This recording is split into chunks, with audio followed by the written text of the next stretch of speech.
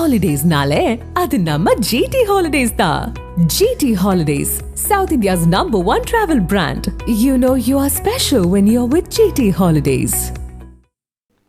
பாமக தலைவர் பதவி நீட்டிப்பு மற்றும் கட்சி முகவரி மாற்றத்தில் முறைகேடு நடந்ததாக அன்புமணி ராமதாஸ் மீது கடுமையான குற்றச்சாட்டுகளை கௌரவ தலைவர் ஜி.கே. மணி வெளியிட்டுள்ளார்.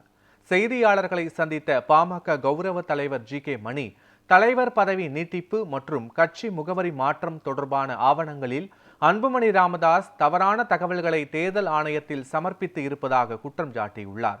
மருத்துவர் ராமதாஸ் தற்போதைய பாமக தலைவர் என்றும் அவருக்கு மட்டுமே சட்டமன்ற தேர்தல் கூட்டணி பேச்சுவார்த்தைக்கு அதிகாரம் உள்ளதாகவும் தேர்தல் ஆணையம் விரைவில் முடிவு எடுக்கும் என்றும் அவர் தெரிவித்துள்ளார்.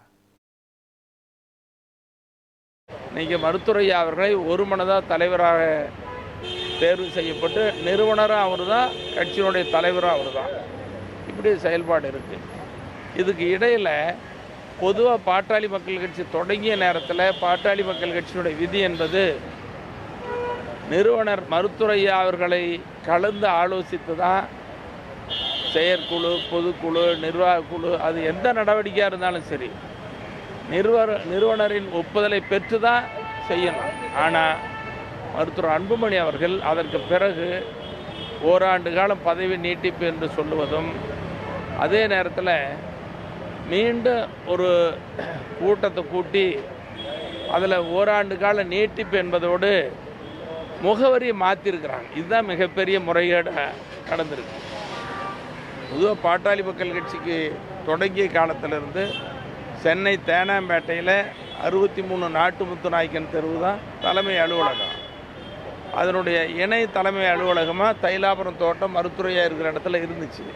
ஆனால் மருத்துவர் அன்புமணி அவர்கள் யாருக்கும் தெரியாமல் முகவரி மாற்றப்பட்டதாகவும் ஒரு தவறான தகவலை, பொய்யான தகவலை கொடுத்து தேர்தல் ஆணையத்துக்கு கடிதம் கொடுத்துருக்குறாங்க. அது மிகப்பெரிய முறைகேடு.